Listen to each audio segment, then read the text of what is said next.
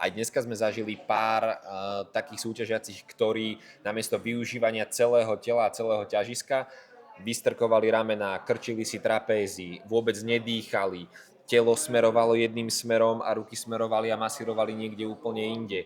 Panva bola častokrát pretlačená vpred, to znamená, že toto sú také tie polohy tela a pozície, ktoré som si ja konkrétne všímal, lebo tie potom následne ovplyvňujú to, že koľko energie ten terapeut vlastne stráca alebo používa na tú samotnú masáž. A ono sa to možno neprejaví na tom výsledku hneď dneska na tejto masáži, ale s odstupom času, za rok, za dva, za tri, mne potom na kliniku chodia práve takíto maséri, ktorí majú tie tela zničené práve tým, že nedávali pozor na seba a na to, ako pri tom stoja.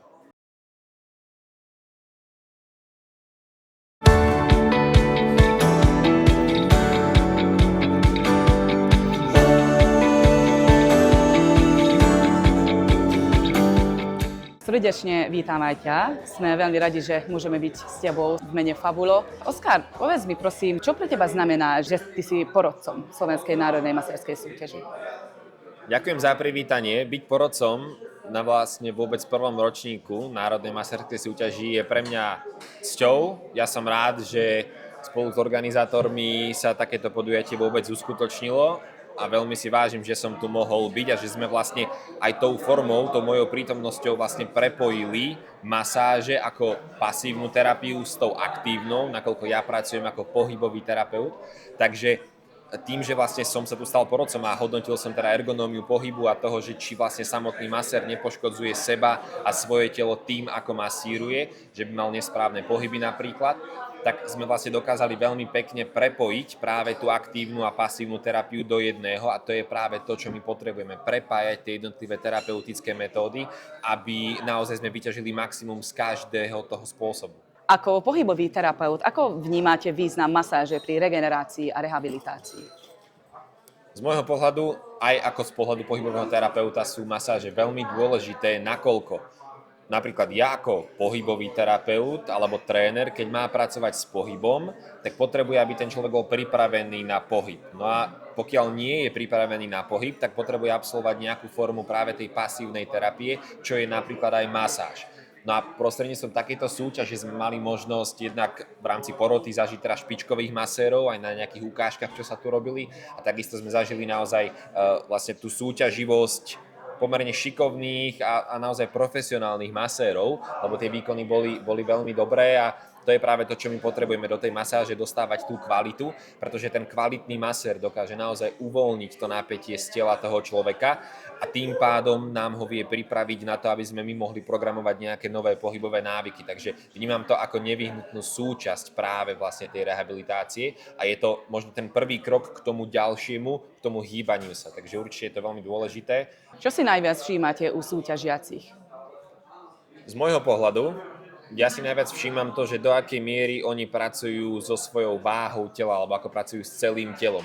Bo veľmi často sa vie diať práve pri masážach to, že ten terapeut nehľadí na seba, rieši iba to, že ako masíruje človeka, lenže potom je tá kariéra toho maséra veľmi krátka. Aj dneska sme zažili pár takých súťažiacich, ktorí namiesto využívania celého tela a celého ťažiska vystrkovali ramená, krčili si trapézy, vôbec nedýchali, telo smerovalo jedným smerom a ruky smerovali a masírovali niekde úplne inde. Panva bola častokrát pretlačená vpred, to znamená, že toto sú také tie polohy tela a pozície, ktoré som si ja konkrétne všímal, lebo tie potom následne ovplyvňujú to, že koľko energie ten terapeut vlastne stráca alebo používa na tú samotnú masáž. A ono sa to možno neprejaví na tom výsledku hneď dneska na tejto masáži, ale s odstupom času, za rok, za dva, za tri, mne potom na kliniku chodia práve takíto maséri, ktorí majú tie tela zničené práve tým, že nedávali pozor na seba a na to, ako pri tom stoja. Aká je podľa vás najväčšia výzva pre maséra pri takejto súťaži?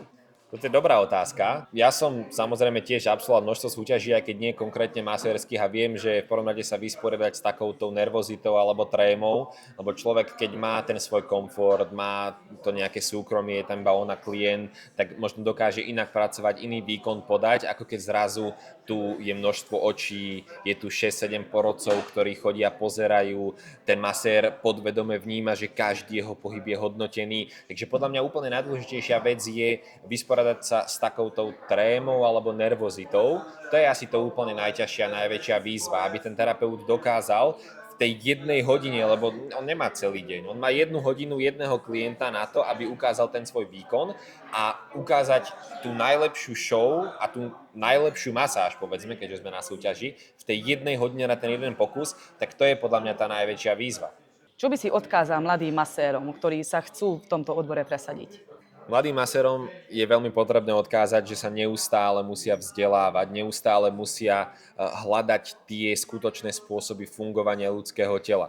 Aj dneska sme tu zažili naozaj špičkových masérov, ku ktorým ale stále mali porodcovia pripomienky v zmysle toku lymfy napríklad. Hej, že my síce máme nejakú techniku, kedy ideme proti toku lymfy, ale na konci tej masáže my potrebujeme znovu vrátiť ten signál do toho tela, aby na konci tej masáže vlastne to telo, ten mozog odchádzal s tým správnym akoby impulzom a toto sú tie možno nuancy a detaily, ktoré potrebuje ten masér vedieť. No a v úvodzovkách sa to dá natrénovať možno praxou, ak ten klient dáva dobrú spätnú väzbu, ale ono nevždy je tá prax ako keby najefektnejšia, lebo aj dneska sme mali vlastne porodcovia hodnotili, že keď sa masíruje túto vlastne tepna pri krku, hej, že pokiaľ to príliš pritlačíme alebo nedáme si pozor a nevieme, čo sa môže udiať, tak vieme tomu klientovi poškodiť. Hej. Takže z tohto hľadiska by som určite odporúčil to, aby nevnímali masáž iba ako hladkanie tela a uvoľňovanie nejakých svalov, ale skôr ako to, že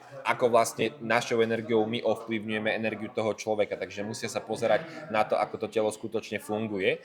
Preto neustále sa treba vzdelávať, neustále treba ísť do tej hĺbky toho, že čo každý môj dotyk a každý môj pohyb vlastne urobí.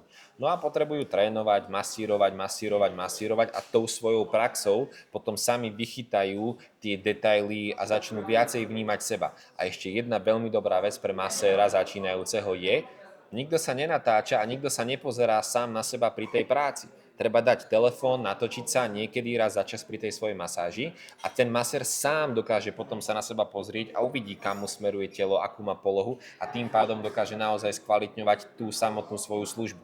Takže neustále vzdelávanie sa a neustále aj pýtanie si, ale aj hľadanie si tej spätnej väzby. Ako hodnotíš atmosféru tohto podujatia?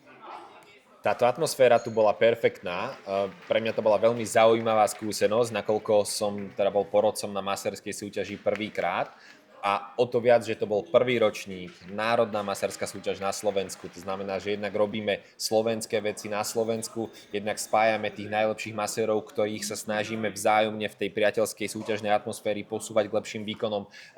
Všetci tu boli kamarátsky, priateľskí, porodcovia pomáhali účastníkom, účastníci navzájom si dávali spätnú väzbu, takže pre mňa to bola jednak zaujímavá, ale veľmi príjemná skúsenosť. Myslím si, že všetci určite sú spokojní aj s cenami, ktoré získali, aj so všetkým, čo sa tu dialo. Takže na prvý ročník to tu bolo nadštandardne dobré a samozrejme s každým ďalším ročníkom budeme tie veci určite, či už v rámci organizácie, alebo aj v rámci teda tej poroty a toho hodnotenia určite zlepšovať. Takže podľa mňa to bude len a len lepšie.